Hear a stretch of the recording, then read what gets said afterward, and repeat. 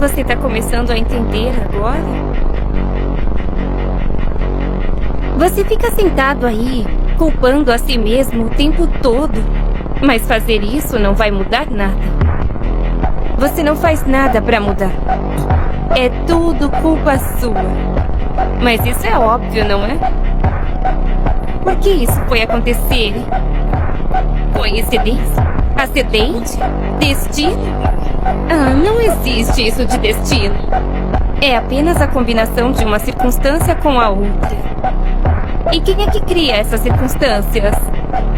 Quem as cria? Você as cria. Toda a irregularidade do mundo é consequência da falta de atitude de alguém.